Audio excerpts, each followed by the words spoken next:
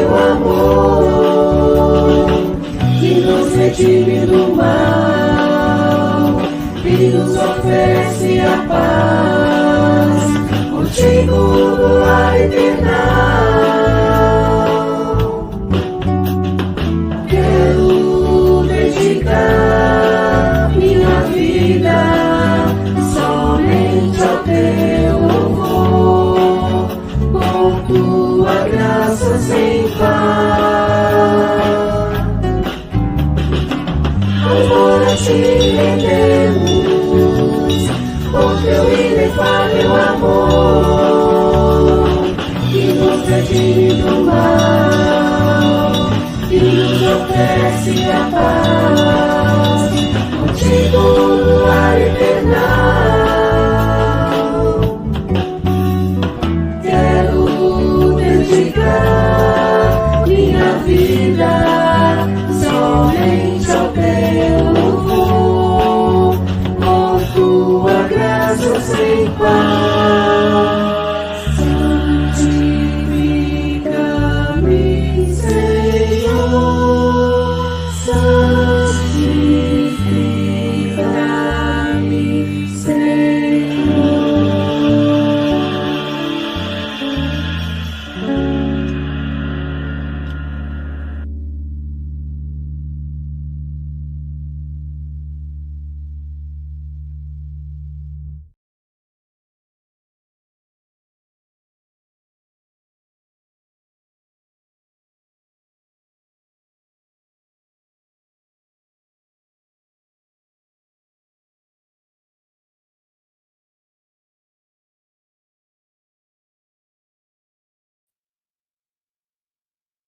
Pastora Cacá me acaba de avisar que eu entrei sem som.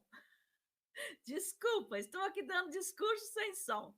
Saúdo a toda a Irmandade com o amor do Pai, a graça do Filho e a comunhão do Espírito Santo.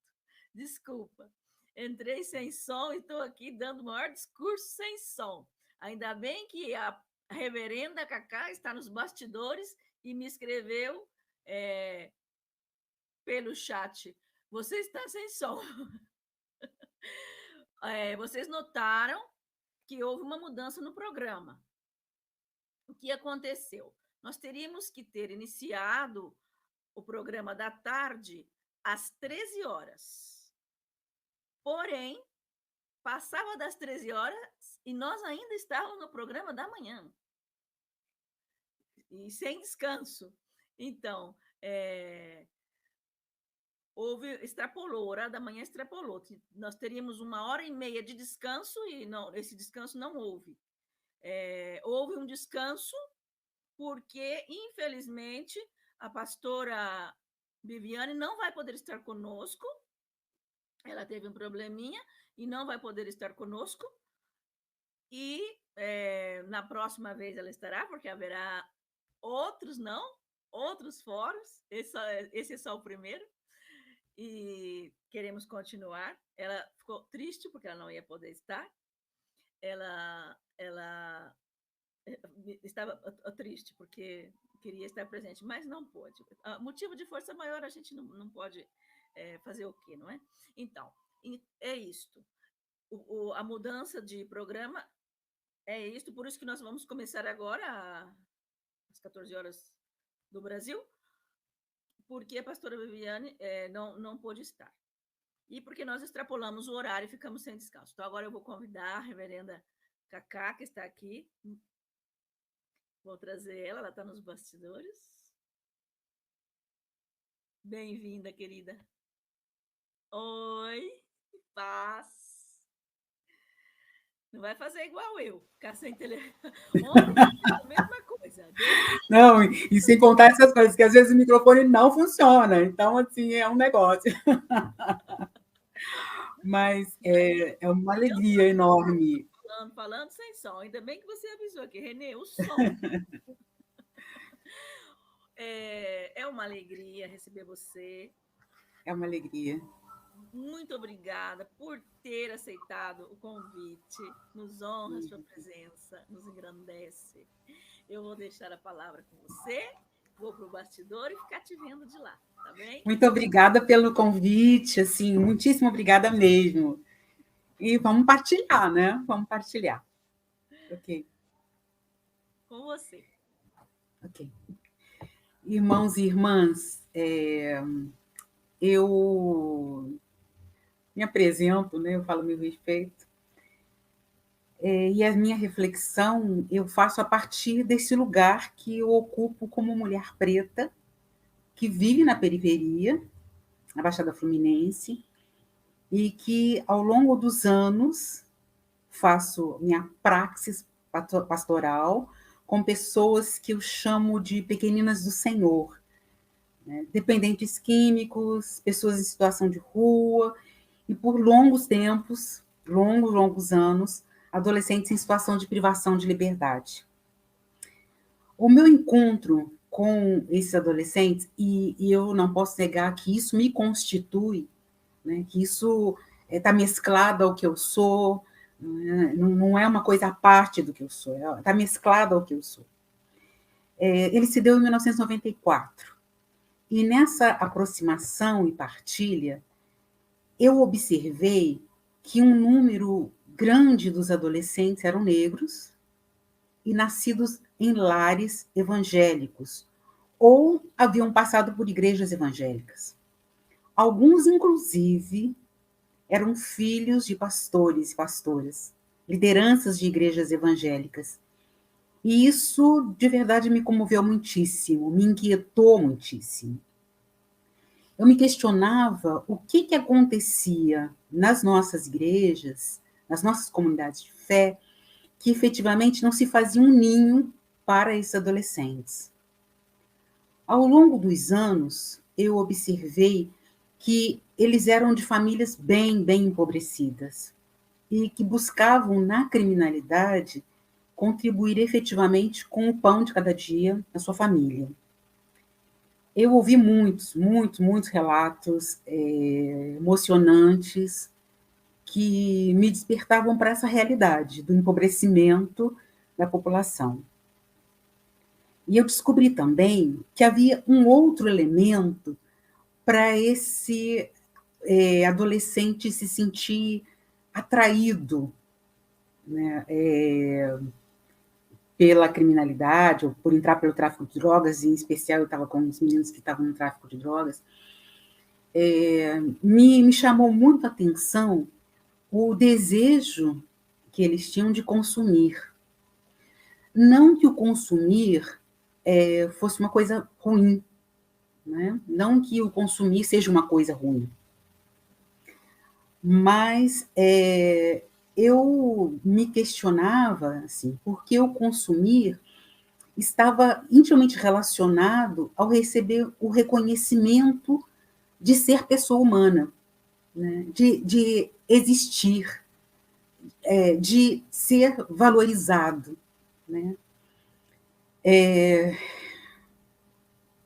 E esse valor, e esse reconhecimento do seu valor enquanto pessoa humana, vinha através desse consumo exacerbado, e pela qualidade, não só do consumo, mas a qualidade do consumo, né? Qual a marca do tênis, da blusa, do boné, né? Enfim, eu ficava pensando, meu Deus, então, os valores do capitalismo, né? Assim, eu sou porque eu possuo. E o que eu possuo? Né? Eu possuo o que está dado como o de melhor, o de mais qualidade, o que está na moda, enfim, claro, valores do capitalismo. Minha pergunta, então, era que experiência de Deus esses adolescentes tinham na vida da igreja? Porque, assim, eu ficava pensando, ser é possuir, é consumir, é possuir. E possuir a tal marca, porque a partir da tal marca eu reconhecia em mim e permitia que as pessoas no meu entorno reconhecessem em mim valor. Então, o valor não estava pelo simples fato de eu ser pessoa humana, mas o que eu consumia e como consumia e o que consumia.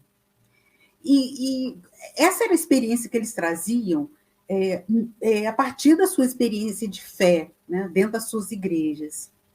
E eu fiquei pensando, que experiência de Deus, então, esses adolescentes tinham? Como é que eles olhavam a Deus? Quer dizer, qual o olhar que eles tinham para o sagrado? Né? Como é que era, de fato, essa experiência de fé? Né? E aí eu fui vendo, né, assim, os valores que estavam norteando essa experiência. Quer dizer, quais eram, de fato, os valores que eles iam compreendendo e que revelava para eles a pessoa de Deus e de Jesus. Em cada roda de conversa que acontecia semanalmente, novamente aparecia o consumo. Os nossos encontros se davam semanalmente, 2 vezes na semana, e com 2 grupos diferentes, e sempre misturados, assim. A gente não trabalhava com determinada facção, a gente trabalhava com todas as facções juntas. Claro que algumas pessoas ficavam apavoradas, mas como que vocês conseguem fazer isso, né? Mas nós tínhamos regras, né, dentro do grupo, não eram obrigados a participar, participavam porque queriam participar, e a gente deixava claro, olha, na entrada do nosso encontro, na entrada da sala de aula, que a escola da unidade sempre nos cedia uma salinha, na entrada da sala de aula, ficava ali a camisa. Eu não falava o nome de facção, eu falava camisa. A camisa que você usa, ela fica do lado de fora. E entrando, aqui é uma outra camisa. É a camisa do Evangelho do Reino. É o reino de Deus, né? A pessoa de Jesus. A Suzete colocou aqui, eu não falei do trabalho. Que trabalho, né? Na verdade, desde 1994, eu tenho dedicado o meu pastorado a adolescentes que cumprem medidas socioeducativas de internação, que estão na privação de liberdade, no DEGASE, a instituição do Estado que é responsável pelo cumprimento das medidas socioeducativas, e eu tenho estado com as medidas de internação, privação de liberdade. Então, assim, sempre foi uma experiência maravilhosa, porque, primeiro, meio, como vou dizer, à medida em que eu fui conhecendo, que eu fui percebendo os valores, como eles enxergavam a vida, e tudo mesclado ao evangelho, assim, eu fui me assustando, porque, meu Deus, que experiência de Deus é essa que está sendo construída, que esses adolescentes têm construído nas suas vivências de fé, né? Então, nas rodas de conversa que aconteciam semanalmente, novamente aparecia consumo.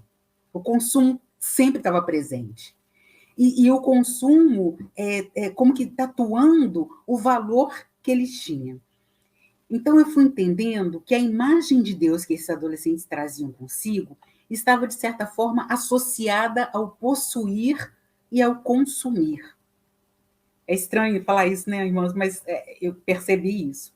Imagem de Deus associada ao consumo. Como é que é isso, né? A bênção de Deus associada ao possuir. Eu possuo, e o que eu possuo, porque não é somente o possuir, é o que eu possuo, o valor do que eu possuo tem a ver com a minha experiência de Deus e com a bênção de Deus na minha vida. A pessoa humana abençoada, que receberia o reconhecimento, eram as que possuíam, e não qualquer tipo de possuir, do possuir. Eu fui entendendo que os meninos acreditavam que a bênção de Deus estava relacionada ao possuir. Então, é interessante pensar isso, né? Como é que é essa história de que a bênção de Deus estava relacionada ao que eu possuo? Eu tive que concluir uma coisa, assim, não era uma coisa fora do comum, né? Em diferentes grupos das nossas igrejas. eu estava ali diante da teologia da prosperidade. É completamente enlouquecido isso, mas é verdade. Eu estava diante da teologia da prosperidade. A prosperidade, isto é, o consumo e o possuir, seria efetivamente a expressão dos valores do reino de Deus para aqueles adolescentes. Da presença, de estar na presença de Deus, de andar na presença de Deus, de ser servo de Deus, né? E serva de Deus. E eu confesso a vocês que eu fiquei muito incomodada com isso, porque essa efetivamente não era a experiência de Deus que eu trazia comigo, não só da teologia, né, da teologia que me formou, mas da minha experiência de fé na instituição religiosa em que eu me converti e em que eu me formei. Né? Eu me formei numa perspectiva wesleyana de teologia. Que os valores de Deus são, de fato, o evangelho do reino. Né? E eu fiquei pensando e perguntando para os meninos, a gente tinha os nossos encontros e eu perguntava para eles, afinal de contas, então, como é que é esse Jesus? Quem é esse Jesus, na verdade, então, que vocês estão servindo?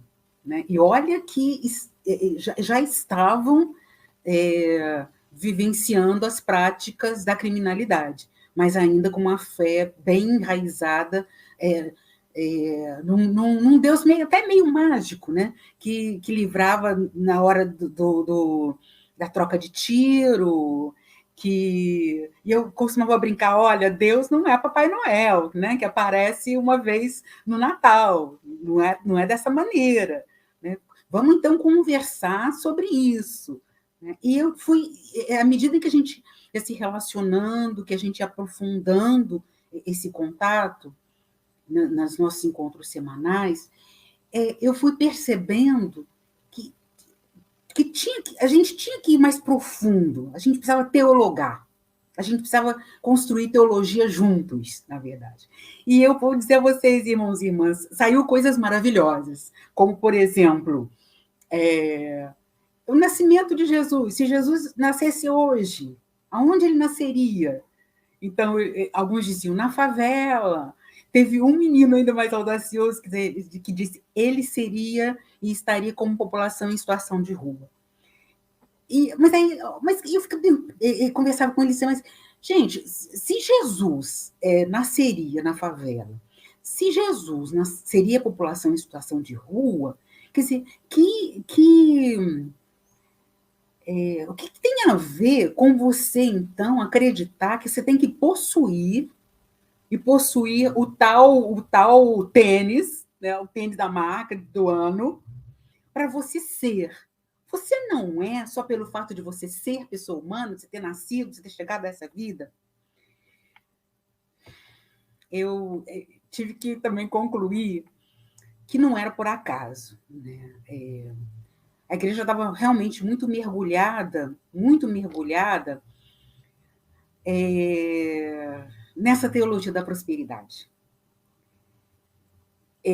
nos valores da teologia da prosperidade. E eu, assim, pergunto a vocês, irmãos, isso é estranho para vocês? Pensar que eu sou abençoada porque eu consegui comprar o carro tal,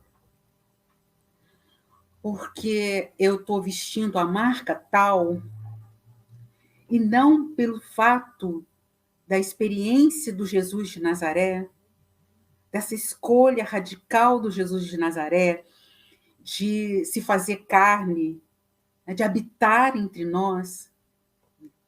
Então, a experiência com os adolescentes, a experiência dentro da privação de liberdade, me fez pensar muitíssimo sobre esse ser igreja, né? E sobre a teologia e as teologias que perpassavam as nossas relações enquanto comunidade de fé, e que nos falavam de um determinado Deus. E que eu confesso a vocês que ficava pensando, mas esse é o Deus de Jesus de Nazaré? Esse é o Deus revelado por Jesus de Nazaré? a gente precisa ser honesto e assumir que a teologia da prosperidade, ela reinou, eu não sei se não reina mais, nas nossas igrejas, né? Ela e o mais assim, para mim, o mais triste, que me fazia entrar em profundas reflexões, é pensar que nessa teologia da prosperidade, engendrando, trazendo valores que efetivamente negavam o evangelho do reino, os valores pregados por Jesus, os valores ensinados por Jesus, né? Enfim, com o tempo, eu fui percebendo, e eu me lembro de comentar isso um dia numa reunião que eu estava, e as pessoas ficarem muito assustadas, porque eu dizia, gente, os adolescentes, os jovens que estão hoje no tráfico de drogas, né, é o chamado o bonde evangélico, ele está há muito tempo entre nós, né? E eu posso dizer isso com muita propriedade, porque ele se fortaleceu nas nossas igrejas, nas experiências de fé que eles tiveram com os pais. Imagina, muitos desses adolescentes eram filhos de lideranças evangélicas. Eram e são, né? Filhos de lideranças evangélicas. Eu ouvi, um tempo desses, um pastor comentando comigo que ele estava na igreja, né, fazendo lá as atividades da igreja, e de repente entrou um grupo e disse, não, irmãos, fiquem tranquilos, que está tudo bem, nós não vamos fazer nenhum mal a vocês, nós só queremos que vocês orem por nós, que vocês orem pelas nossas armas, porque nós vamos invadir uma outra comunidade, nós estamos saindo daqui para invadir uma outra comunidade, e nós queremos ter a bênção de Deus para invadir essa outra comunidade.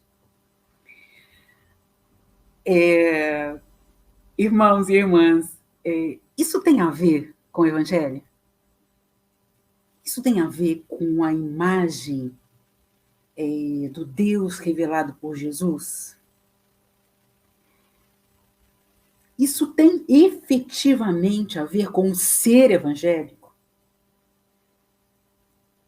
Quais são, na verdade, as experiências do Jesus do Evangelho?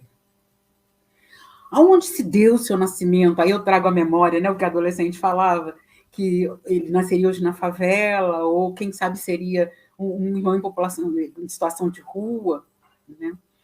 Eu não sei se você já pensou sobre isso, mas se Jesus estivesse chegando hoje entre nós, aonde ele nasceria? Tendo presente a experiência do Jesus de Nazaré, aonde Jesus nasceria hoje?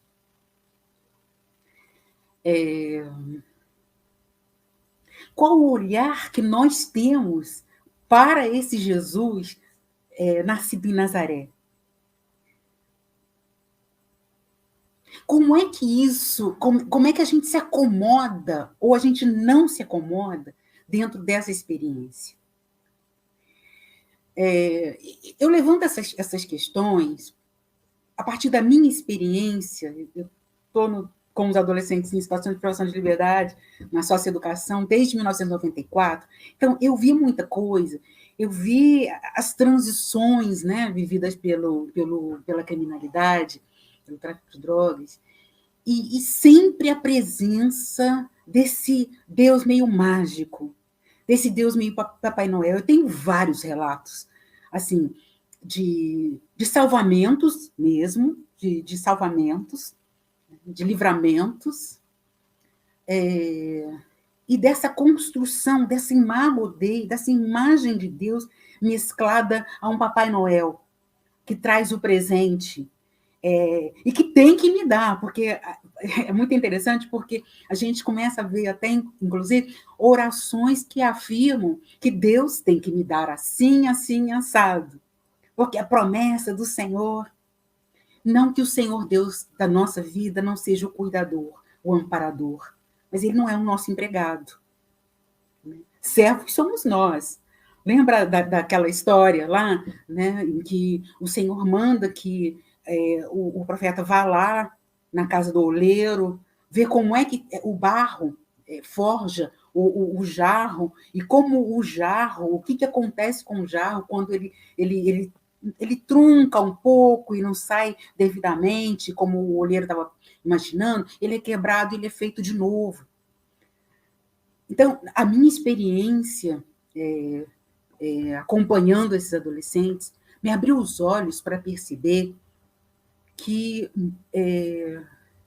capitalismo, com a sua roupagem de teologia da prosperidade, fez caminho entre nós, construiu chão entre nós.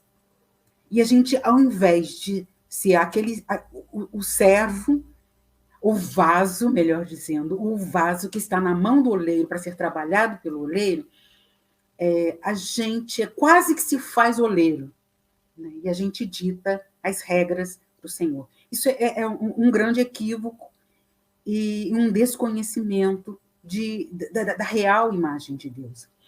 E aí eu entro no que a gente está vivendo hoje. E eu confesso, irmãos e irmãs, que assim, eu me espanto assim, bastante. Porque numa marcha para Jesus, a gente tem o lobby das armas. Uma arma vai junto com o povo que está na marcha para Jesus. Um povo que faz sinal de arminha. Eu não sei se vocês ouviram, né? Um grupo que se encontrou lá com o presidente, e que o irmão fazia uma defesa do uso de armas, e ainda colocava Jesus como um daqueles que usava armas, e ainda teve que ouvir, não, porque se Jesus estivesse aqui hoje, ele usaria, quem sabe, uma pistola, né? A minha questão, que evangelho é esse que nós temos vivido? Que experiência de Deus é essa que nós temos tido? Quem é, efetivamente, o Deus a quem nós temos servido? Se a gente para e presta atenção na experiência do Jesus, a gente percebe que nós estamos muito equivocados. A misericórdia e a compaixão não tem espaço entre nós. Misericórdia e compaixão não tem espaço entre nós. A gente quer receber a misericórdia e compaixão, mas a gente não quer ser um povo da misericórdia e da compaixão. É interessante pensar que Jesus disse que Deus é luz, né? Deus é luz. Lá no Sermão da Montanha, nós somos convidados a sermos luz também, né? E se a nossa luz não for plena, não está valendo de nada. Se nós não tivermos um nível de iluminação que esteja em comum acordo com o Deus que é luz, tem alguma coisa errada em nós. Lá em 1 João é dito que Deus é amor, e que se dizemos que amamos a Deus e não amamos os nossos irmãos, tem alguma coisa errada nessa nossa experiência. Eu confesso assim que eu vou me retalhando por dentro, eu vou me rasgando por dentro, à medida em que eu vou percebendo quão desassociado nós andamos do evangelho do reino. Nós ouvimos toda a manhã, né? Ouvimos o pastor Ariovaldo, o outro irmão que falou anterior a ele, a reverenda Eliade, o irmão da teologia pé no chão. E eu acho que nós vamos entrando em acordo de que o Evangelho de Jesus, efetivamente, não coaduna, não se associa com a arminha. O Evangelho de Jesus acolhe, ampara. E no meu exercício pastoral com os adolescentes em situação de privação de liberdade, na socioeducação, eu aprendi muitíssimo. E eu digo que agradeço muito a Deus por esse chamamento e por ter feito essa minha caminhada junto com esses que são os rejeitados, né? Hoje mais que rejeitado, porque eu ainda sou do tempo que bandido bom, lembra disso? Que bandido bom era recebido, né? Aquela pessoa que estava sendo recebida na igreja, que tinha vivido na criminalidade, mas que estava sendo recebida para viver uma vida nova, para buscar novos valores e tal. E que hoje a gente vai entendendo e vai ouvindo que bandido bom é bandido morto. A minha questão é, isso é evangelho do reino? Efetivamente, nós estamos colocando as nossas estacas, a estaca da nossa tenda no evangelho do reino? É o evangelho do reino que tem sido a orientação da nossa vida, efetivamente? Será que a gente já conseguiu superar a ideia, ou a gente ainda está muito mesclado a essa teologia da prosperidade, que diz, olha, se eu possuo tal coisa, é porque eu fui abençoado. Se eu não possuo, se eu estou desempregado, é porque eu não sou abençoado. Mas a experiência com o Senhor Jesus mostra outra coisa, nos revela outra coisa. A experiência do Evangelho nos apresenta uma outra perspectiva do viver. Valores diferentes do que está dado aí. Eu não valho pelo que eu tenho, eu valho pelo que eu sou. E a partir do que eu sou responsável de fazer brilhar a minha luz. Brilhando a minha luz, eu ilumino aonde eu estou. Então,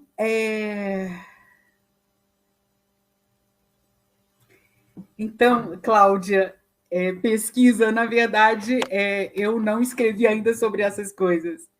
Eu tenho essas experiências, são anos convivendo com adolescentes em situação de privação de liberdade, com suas famílias. São anos de observação, de incômodo, de percepção que tem alguma coisa errada. E tem tanto uma coisa errada que a gente desembocou no que a gente está vendo hoje. Essa troca de valores, esses valores distorcidos do Evangelho. Eu sou e tenho valor a partir do que eu possuo, e não por ser uma pessoa humana, não por ter recebido em mim o sopro de vida. E toda a nossa prática pastoral foi ajudar os adolescentes a entenderem e abrirem o coração e a perspectiva e o olhar sobre Deus, o valor deles enquanto pessoa humana, e não o valor pelo tênis que ele calçava, pelo boné que ele usa, pela camisa da grife que hoje está na moda, o valor enquanto pessoa humana. E eu não sei, eu me incomodo e me dói profundamente o coração, porque tem alguma coisa errada entre nós. A gente tem que rever os nossos valores. E a gente tem que ser honesto com a gente mesmo, sabe? Que tempo é esse em que bandido bom é bandido morto? Que respaldo evangélico eu tenho para afirmar isso? Eu estou colocando essa frase, bandido bom e bandido morto, porque dentro dela cabe muitas outras coisas. Eu tenho que me proteger com uma arma quando eu ouvi isso, né, no Evangelho. Então, o Evangelho não é um lugar para todos.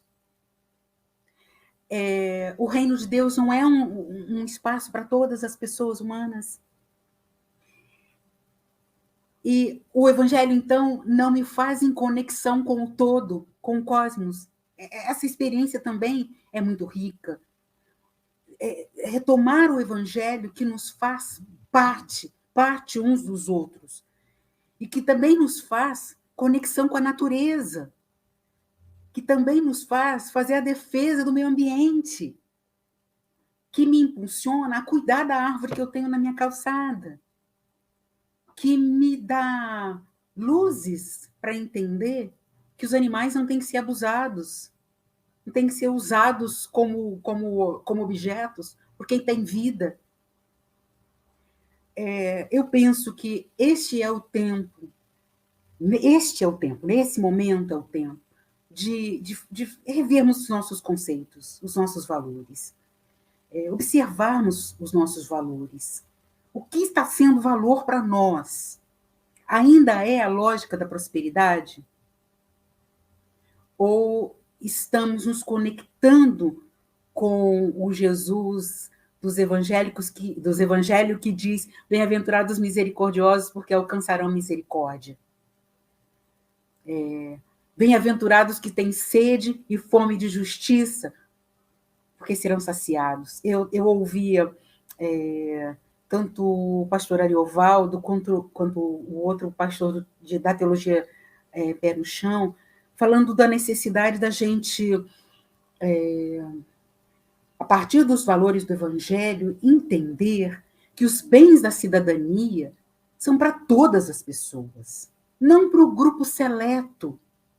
E o que eu observei ao longo dos anos é que, a partir dessa perspectiva teológica de prosperidade, é só um grupinho que acessa. É só um grupinho que tem direitos. E eu fico pensando, mas como assim? Mas como assim só um grupinho que tem direitos? Só um grupinho que acessa? Só um grupinho que pode acessar? Não é vida plena para todas as pessoas? Para todas as criaturas? Então, por que só um grupinho acessa, e aí fica naquela coisa assim, mas ele se esforçou. Mas se esforçou como? Se esforçou como? Não sei, irmãos e irmãs, eu estou vivendo um tempo de profundas reflexões.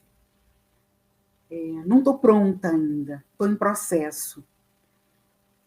Toda essa caminhada me faz entender muita coisa. E eu estou estudando, estou investigando, eu estou pesquisando, para estar mais conectada com o propósito de Deus para nós nesse tempo. Eu tenho pensado com o meu grupinho de reflexão, irmãos e irmãs, o que é ser igreja no século XXI, com as demandas do século XXI. E eu deixo com vocês a pergunta: o que é ser igreja no Brasil do século XXI?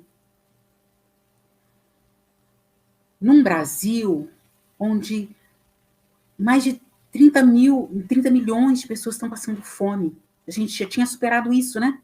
Então a gente retomou isso. O que significa ser igreja num país em que mais de 30 milhões de pessoas passam fome cotidianamente. E aí eu me lembro dos meninos, né, com quem eu tenho feito a minha caminhada de fé, e deles dizerem de abrir a geladeira e a geladeira está vazia, e aparecer como alternativa de trabalho e tráfico de drogas. Talvez as coisas que eu estou compartilhando com vocês pareçam um pouco estranha, né? Chegue para você de uma maneira meio estranha. Eu sou pastoralista. Eu faço pastoral. e faço pastoral com os e as pequeninas do Senhor, os que estão sem lugar nessa sociedade. Eu faço pastoral com essas pessoas, com parte dessas pessoas, desses 30 milhões de pessoas que passam fome diariamente e que muitas vezes se sentem culpadas por isso, por estar passando fome, como se alguma coisa estivesse errada nelas, por conta de ouvir que a pessoa abençoada é a pessoa que possui, como se fosse o erro dela, alguma coisa errada com ela, o fato de estar passando fome, e não como uma questão estrutural de um país que se organizou nos últimos tempos de uma maneira a dar privilégios a apenas um grupo. Porque tem um grupo que enriqueceu muito na pandemia, enfim, que enriqueceu. Mas tem uma população enorme que não. Então, é culpa deles mesmo, é culpa mesmo dessas pessoas. E aí, o que a gente fala sobre Deus para essas pessoas?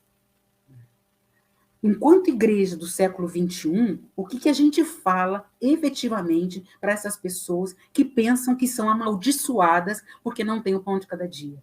Que Deus as amaldiçoou por não ter o pão de cada dia. É isso, né? Da prosperidade para a teologia pé no chão, libertadora. Esse é o caminho. Você não acha, Cláudia? Que esse é o caminho? E que isso se parece muito mais com o Jesus de Nazaré, dos evangelhos? Ou então a gente vai ter que arrumar um outro evangelho? Evangelho segundo alguma coisa, não segundo o Jesus de Nazaré. Não sei se a minha fala é muito ríspida, não sei se, mas eu compartilho com vocês o que eu tenho experimentado. Me incomoda muito, me entristece muito, e eu choro porque eu choro mesmo, eu sou chorona. Quando eu escuto as experiências que esses adolescentes vão trazendo, das relações familiares, das ausências, da ausência do pão de cada dia em casa, de ter que ir para o tráfico de drogas, de fazer o trabalho no tráfico de drogas, para levar o pão de cada dia. É triste saber que um grupo de jovens entrou na igreja pedindo oração porque invadiu uma outra comunidade e queria estar protegido por Deus. É triste, porque não revela ao Jesus de Nazaré. Então, que grande engano é esse que a gente está vivendo? Desculpe a minha franqueza, mas que grande engano é esse que nós estamos vivendo quando nós aceitamos que a arminha seja feita dentro das nossas experiências culticas? Que experiência que é essa que nós estamos vivendo? Vocês viram, né? A pessoa que foi baleada dentro da igreja, e eu fiquei ouvindo os comentários, né? Nossa, nem parou o culto. O baleado ficou caído no chão e o culto não parou. Meu Deus, o culto não parou. Que tipo de pessoa nós temos nos tornado diante de um evangelho que não reflete efetivamente o Jesus de Nazaré?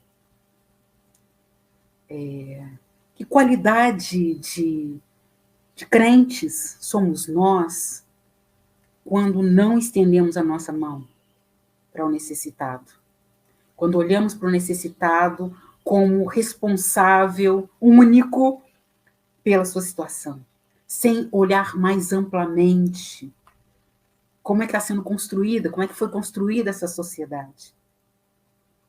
Eu disse que, na sua maioria, né, isso me impressionou muito quando eu cheguei no DEGAS, na unidade de internação, que, na sua maioria, eram adolescentes negros.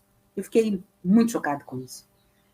E eu fiquei muito chocada de ouvir o adolescente dizer que estava prestes a sair, terminar a medida dele e tal, e eu perguntei, meu filho, mas o que você vai fazer então? Você está preparado para sair? Como é que você está? E ele me dizendo, não, eu vou voltar para o que eu fazia antes, porque esse é o meu destino. É destino, irmãos. Eu me vi diante da realidade e da necessidade de reformular um evangelho cor-de-rosa que eu tinha, para um real evangelho. Me construir a partir da realidade, reler os textos bíblicos, reler a experiência do evangelho, entender e absorver, não como um texto que eu olho à distância, mas um texto que se mistura à minha vida, que se mistura ao que eu sou enquanto pessoa humana, enquanto mulher, enquanto periférica, enfim. Sem isso, não tem sentido, irmãos e irmãs. Se a gente pega o texto bíblico e se a gente acha bonito e tal, e a gente até se comove e ora e tal, mas ele não entra efetivamente, ele não se faz energia para a nossa vida, tem alguma coisa errada. E aí sim, a gente é capaz de ir por qualquer vento de doutrina, porque os nossos alicerces, sabe, as nossas raízes não estão profundas no Jesus dos evangelhos. Que é simples, né? Assim, não tem muito floreio, é simples. Ama a Deus sobre todas as coisas e o teu próximo como a ti mesmo. Isso é, ame-se e a partir do amor, do olhar que você tem adequado sobre você, olhe o outro. Ame a Deus acima de todas as coisas. Não ame o seu carro acima de todas as coisas. Não ame a sua bolsa Gucci acima de todas as coisas, entende? Ame ao teu Deus acima de todas as coisas. É simples. É simples. Não é uma coisa, sabe, extraordinária. É um viver cotidiano simples, em conexão consigo mesmo e em conexão com a natureza, né? Com as plantas, com os animais, com as pessoas, exercendo essa misericórdia e compaixão. Enfim, é um pouco isso que eu gostaria de compartilhar. Eu fiquei meio nervosinha, assim, né? Fiquei meio nervosa, assim, do que apresentar, mas eu não posso falar alguma coisa que eu só estou lendo nos livros teológicos. Eu tenho que falar das minhas vivências, das minhas experiências e do meu reencontro com o Jesus dos evangelhos, com o meu reencontro com o Deus que é revelado por Jesus. Porque lá no Mateus 25, né, foi falado esse texto hoje aqui, né? O pastor Ariovaldo falou, enfim. Quando, Senhor, tivemos com fome e não tivemos de comer? Ai, Senhor, mas quando? Quando é que o Senhor estava enfermo e a gente não te visitou? Senhor, mas quando, Senhor? Quando nós estávamos, o Senhor estava preso e nós não fomos te ver? E é tão redondo, né? Ele fala, quando vocês fizeram e quando vocês não fizeram a um desses meus pequeninos irmãos. A mim não fizeram ou fizeram. Então, eu retomo o início assim, da minha fala, dizendo do meu compromisso, e louvado seja Deus por ele, do meu compromisso com esse Evangelho de Jesus de Nazaré. E o meu convite, irmãos e irmãs, é que a gente volte para a simplicidade. Vamos voltar para a simplicidade do Evangelho. Vamos ter diante de nós essa experiência do Sermão do Monte. Releia, tire um tempinho e releia. Com atenção, com cuidado. Releia. Permita que essa palavra seja palavra viva em você. permita que a partir dela seja reconstruído essa imagem de Deus em você. É a teologia do pé no chão, irmãos e irmãs. É a teologia que se conecta com a terra, sim, no primeiro sentido da palavra, que se conecta com um cotidiano de compaixão e misericórdia, porque era assim que Jesus fazia a sua caminhada. É um desafio? É. Porque tem um tanto de coisa misturado, né? Tem o perdão, tem o exercício do perdão, e o perdão não é um trem fácil, né? Exercitar o perdão é uma coisa difícil, né? Se permitir se transformar para um olhar do outro, como olhando para mim mesma, é um exercício, às vezes, medonho, mas é o caminho do Evangelho. Eu às vezes, penso que, pelo Evangelho ser tão simples, pela experiência do Deus de Jesus ser tão simples, foi criado um tanto de coisa, sabe?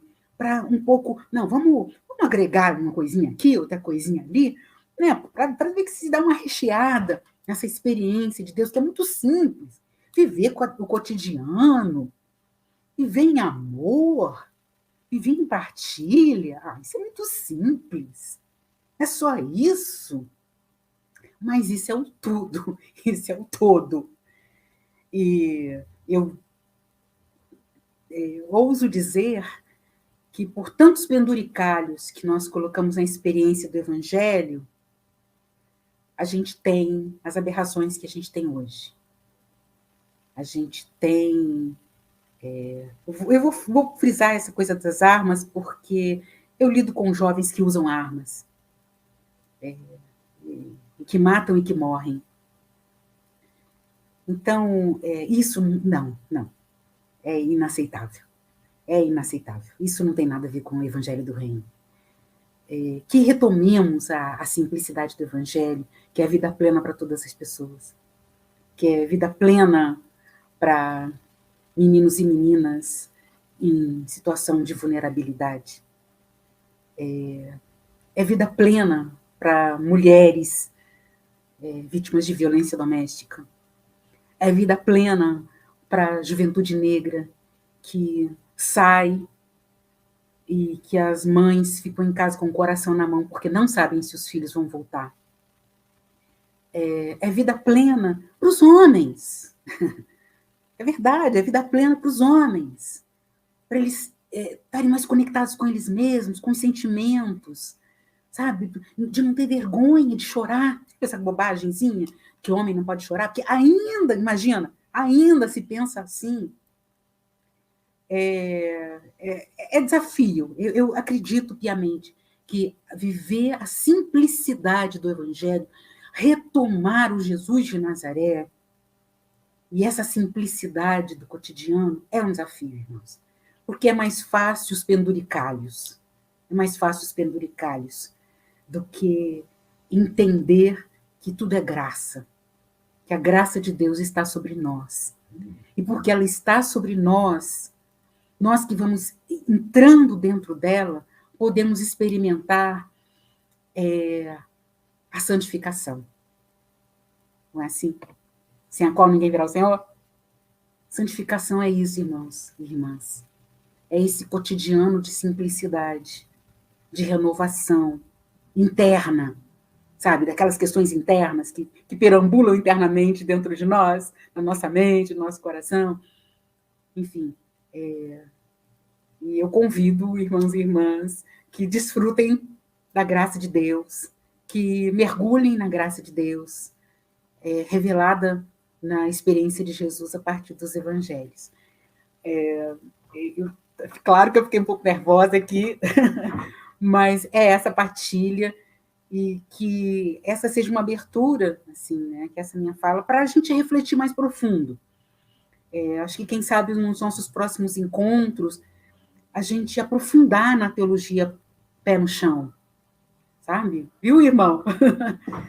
O reverendo que trouxe essa, que falou anterior a mim.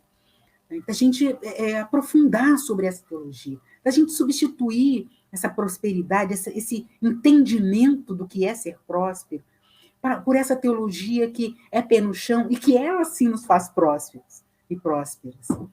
Então é isso. Que a graça de Deus esteja sobre nós, que possamos, não sei, sermos pessoas melhores, tendo como referência da nossa vida Jesus. É isso. Muito obrigada, irmãos e irmãs, pela oportunidade de estar aqui nervosa. E por essa experiência, é uma experiência nova para mim. Eu não sou de fazer live, quem me conhece sabe disso, eu não sou disso. Eu sou de reunir aqui em casa com os jovens e tal, e falarmos de espiritualidade, mas fazer live, essa realmente não é uma experiência que eu tenho feito. Então, muito obrigada mesmo pela oportunidade de compartilhar o que eu tenho experimentado no que diz respeito ao Evangelho do Reino. Muito obrigada, Renê. Muito obrigada, Suzete. Liguei o som. Dessa vez eu liguei o som. Ai, que gratidão. Gratidão.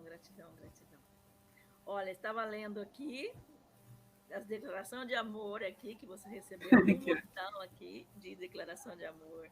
Amém.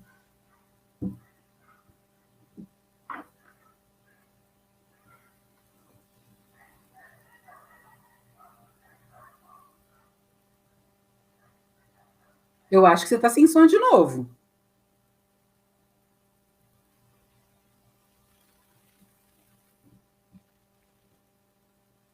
Estava mexendo. É porque eu estou de host e estou apresentando. Então, para mim também é uma experiência assim, que imagine mexendo aqui. Uhum.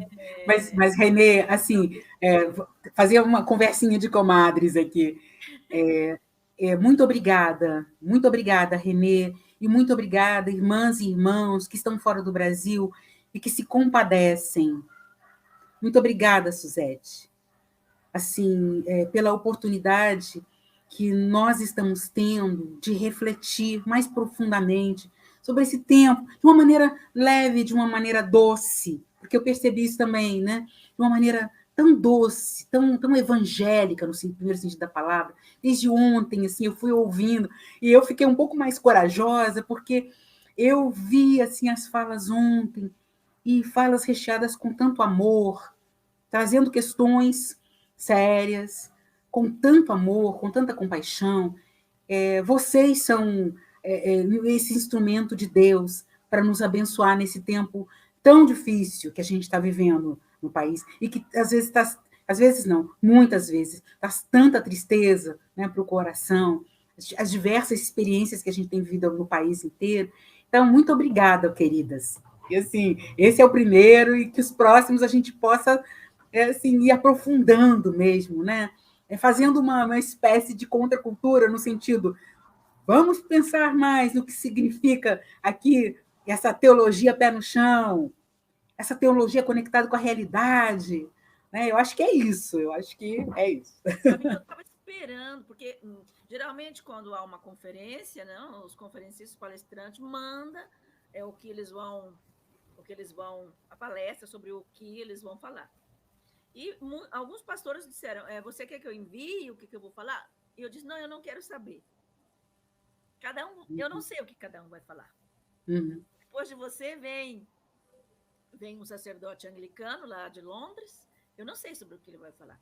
Uhum. E eu até pensei assim, num momento dado, pode ser que haja duas falas iguais, mas mesmo que eles falem a mesma, porque quantas vezes a gente escuta a mesma palavra, o mesmo capítulo, o mesmo versículo, 1000 vezes, e cada pastor, cada pessoa que vai fazer referência daquela palavra, vai dar uma interpretação que a gente não tinha visto ainda, e diz, isso é novo, né? Então, eu estava esperando que alguém falasse da teologia da prosperidade, sabe? Eu estava esperando, será que ninguém vai falar? Porque quando eu saí do Brasil, ainda estava começando, já tinha começado, mas não era tão forte, né, como agora. E sobre as músicas que nós estamos ouvindo, que é de um tempo que não existia essa teologia da prosperidade. Sim. Né? Agora, porque a gente vê aí um crente que ele pega aquela palavra assim, não toque no ungido do Senhor, e ele coloca Deus como se fosse jagunço dele. Não Exato. toque no ungido do Exato. Senhor. Como se Deus Exato. fosse jagunço dele. Agora, Exato. Deus é jagunço e Jesus Exato. Cristo é o cabo eleitoral. Exato.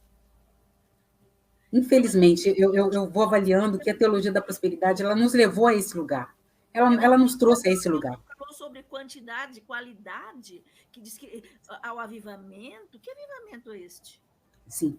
Quantidade? Sim. Aumentou a quantidade de crente? Sim. Que qualidade não, tem esses crentes? Essa exato. qualidade do crente que entra na igreja para pedir que os irmãos orem, porque orem pelas armas, porque eles vão entrar e vão, como é, invadir um outro território, alguma coisa Exato. assim? Exato. Esses são os crentes de hoje? Esses são os crentes que vão eleger governo? Não quero entrar aí nesse assunto.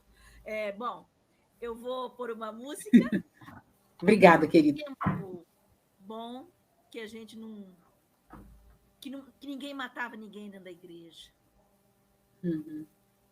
Num tempo que as igrejas não estavam divididas. Sim. Num tempo que Sim. havia comunhão.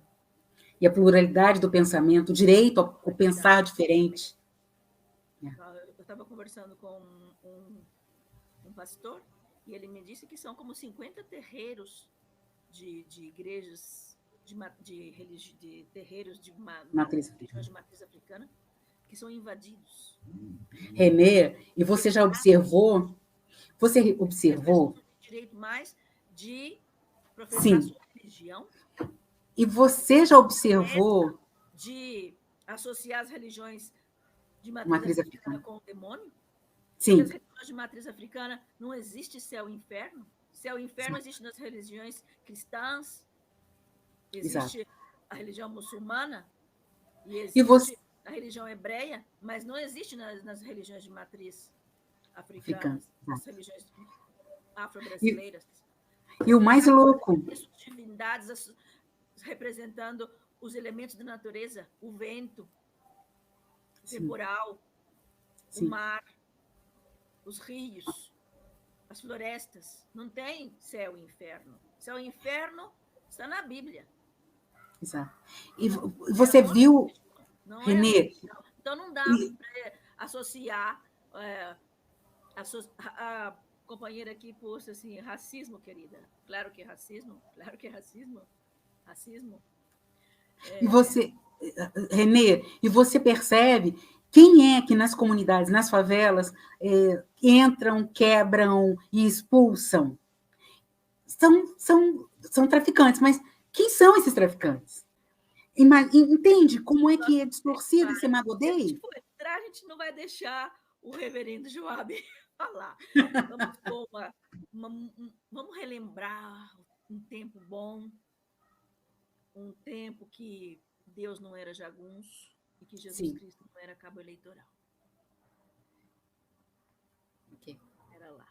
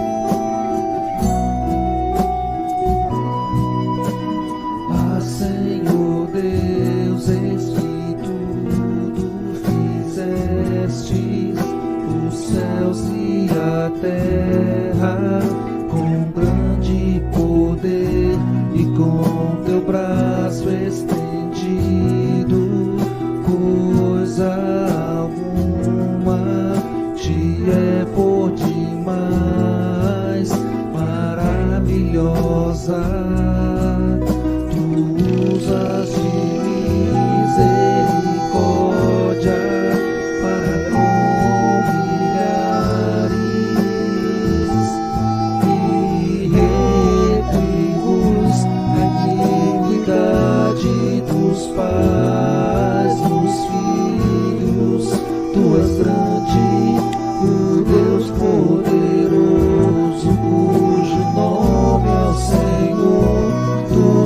céu.